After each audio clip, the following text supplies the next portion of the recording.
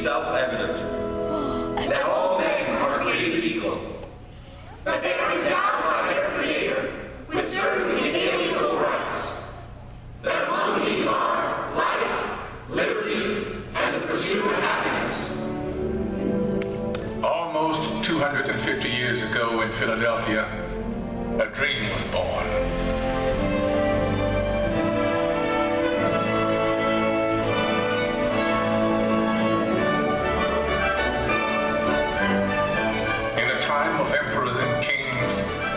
An astounding revolutionary dream that we, the people, should choose our own leaders, that they should be one of us.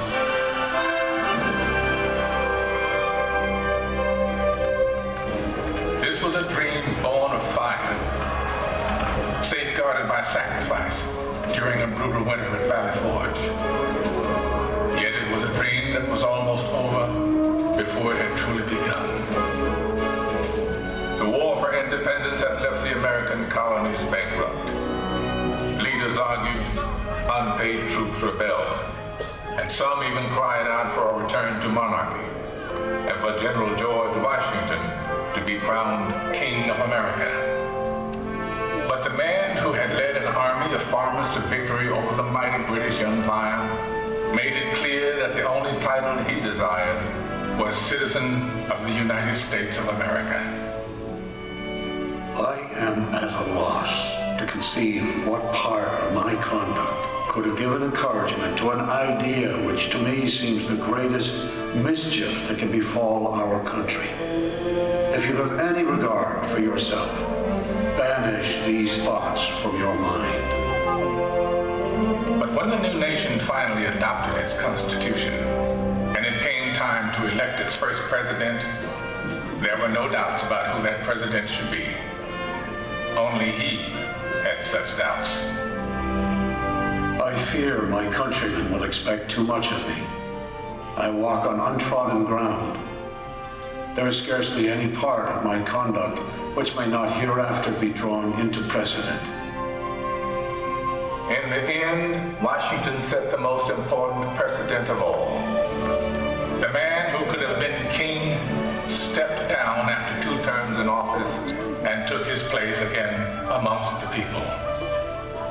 By insisting that he was, above all other things, one of us, he made it possible for any of us to dream of serving the nation in its highest office. And one day, sure enough, it came to pass that a man who wasn't an aristocrat aspired to the office of president.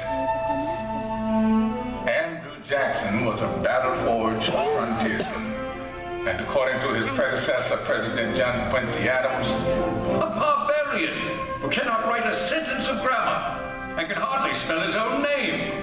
To which Jackson merely replied, "It's a damn poor mind indeed that can't think of at least 2 ways to spell a word." He may have lacked a formal education, but he was tough and brilliant. Just the ticket for a new nation of Americans struggling to turn a dream into an enduring reality. They swept Jackson into office by a landslide, and then descended on his inauguration, determined to shake his hand in person. Why, 20,000 country people shoved to get in the door, track their muddy boots across the carpet. And my dear, they would be here still if we hadn't placed tubs of punch on the lawn. Washington's elite fumed, but Jackson loved it, for these were his people.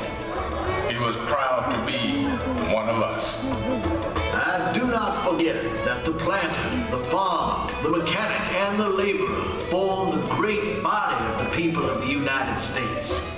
They are the bone and sinew of this country.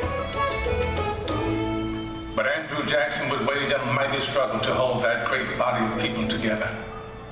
State by state, a monstrous injustice that had haunted the country since its beginning was now tearing it apart.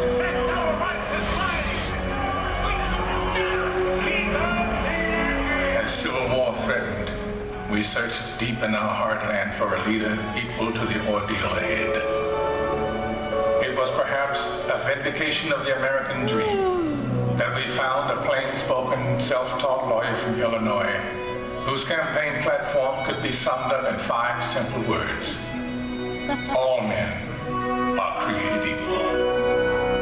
I say this government cannot endure permanently half slave and half free. A house divided against itself cannot stand. Abraham Lincoln's words touched the hearts of reasonable men. And in 1860, we sent him to Washington, where he would face the hardest task that any American president would ever face. I know there is a God, and that he hates injustice and slavery. I see the storm coming. I know his hand is in it. If he has a place, work for me. And I think he has. I believe I'm ready. I am nothing. But truth is everything. And with God's help, I shall not fail.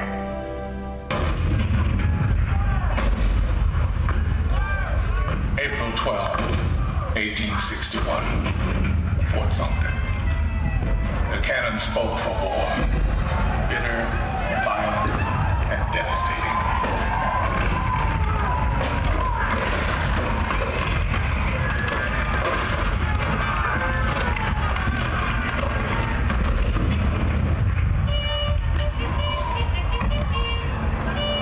The blood of 500,000 Americans was shed in the dark days of our Civil War.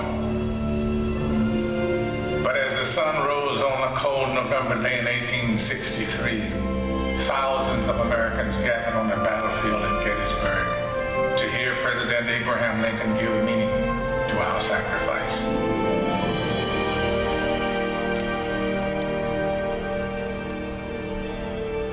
Fourscore and 7 years ago, our fathers brought forth on this continent a new nation, conceived in liberty and dedicated to the proposition that all men are created equal. Now we are engaged in a great civil war, testing whether that nation or any nation so conceived and so dedicated can long endure. We are met on a great battlefield of that war. We have come to dedicate a portion of that field as a final resting place for those who here gave their lives that that nation might live. It is altogether fitting and proper that we should do this. But in a larger sense, we cannot dedicate, we cannot consecrate, we cannot hallow this ground. The brave men, living and dead, who struggled here, have consecrated it far above our poor power to add or detract. The world will little note, nor long remember what we say here, but it can never forget what they did here. It is for us, the living, rather, to be dedicated here to the unfinished work which they who fought here have thus far so nobly advanced. It is rather for us to be here dedicated to the great task remaining before us. That from these honored dead, we take increased devotion to that cause for which they gave the last full measure of devotion. That we here highly resolve that these dead shall not have died in vain. That this nation, under God, shall have a new birth of freedom. And that government of the people, by the people, for the people, shall not perish from the earth.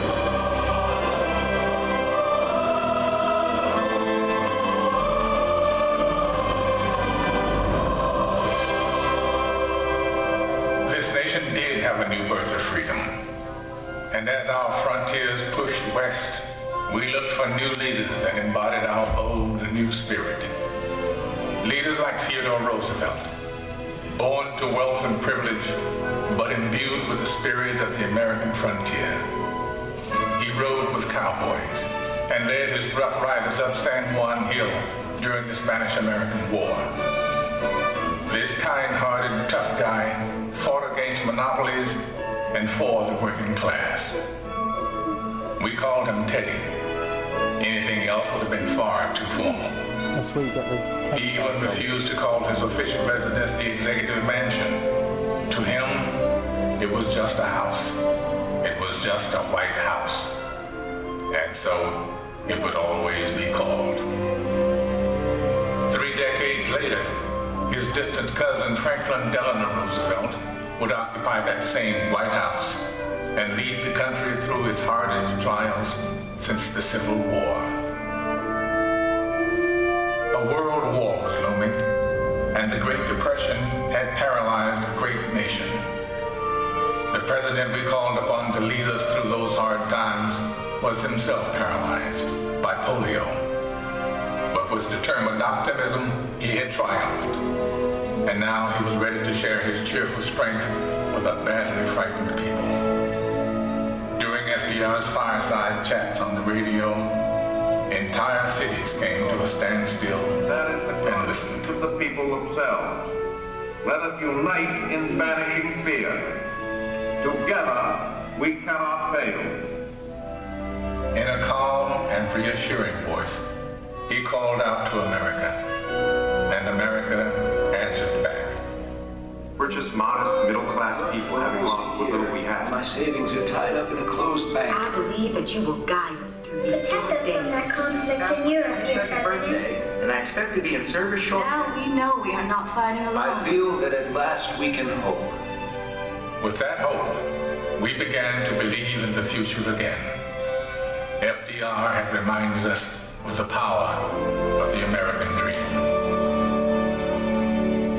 16 years later, America's youngest elected president once again called upon the power of the people to change the world. Let the word go forth from this time and place to friend and foe alike that the torch has been passed to a new generation of Americans. John F. Kennedy's stirring words ushered in a historic decade of civic activism, in which ordinary Americans struggled to right old wrongs and chart new frontiers of possibility. That's a time of hairspray. It has always been the role of presidents to remind us of our roots, to call us to the future. In their best moments, they speak words that are already there in our hearts, especially in times of tragedy. All I have, I would have given gladly not to be standing here today. We mourn 7 heroes. We mourn their loss as a nation together. You have lost too much, but you have certainly not lost America. For we will stand with you.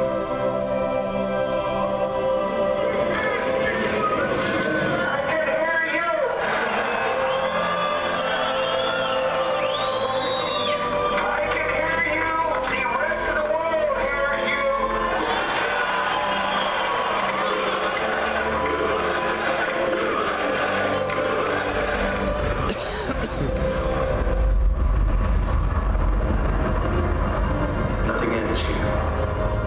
Our hopes and our journeys continue.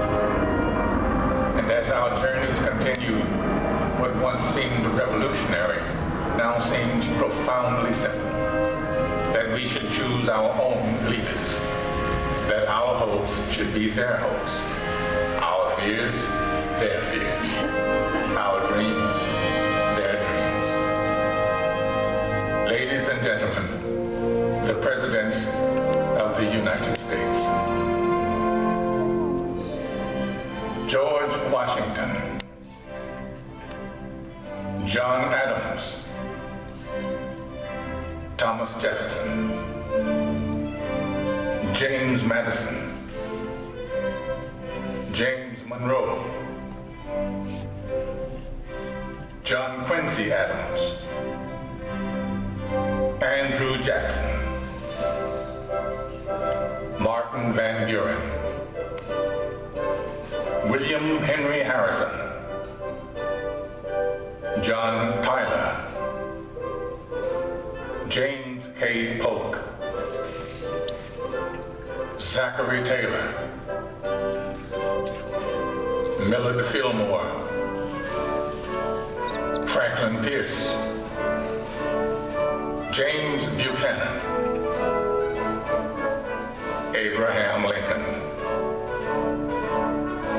Andrew Johnson, Ulysses S. Grant, Rutherford B. Hayes, James A. Garfield, Chester A. Arthur, Grover Cleveland, Benjamin Harrison, William McKinley, Theodore Roosevelt, William Howard Taft, Woodrow Wilson, Warren G. Harding, Calvin Coolidge, Herbert Hoover, Franklin D. Roosevelt, Harry S. Truman, Dwight D. Eisenhower, John F. Kennedy, Lyndon B. Johnson, Richard M. Nixon, Gerald R. Ford, Jimmy Carter, Ronald Reagan, George Bush, Bill Clinton, George W. Bush. And now we come to the present, a present that is rooted in our past. For all of Liberty's leaders have one thing in common, one trust they all accepted. My fellow citizens, no event could have filled me with greater anxieties than that notification on the 14th day of April, 1789, that you had selected me to lead our nation. But it was with the confidence of my fellow citizens that I took an oath. 35 simple words that have been repeated by every American president throughout history. As long as that oath is taken and solemnly fulfilled, the American dream will endure. I, Barack Hussein Obama, do solemnly swear that I will faithfully execute the office of President of the United States and will, to the best of my ability, preserve, protect, and defend the Constitution of the United States, so help me God. Ladies and gentlemen, President Barack Obama. The American dream is as old as our founding, but as timeless as our hopes.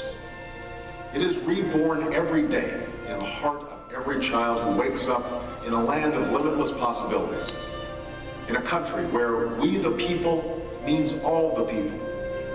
We may come from different places and believe different things, but what makes us American is a shared spirit, a spirit of courage and determination, of kindness and generosity.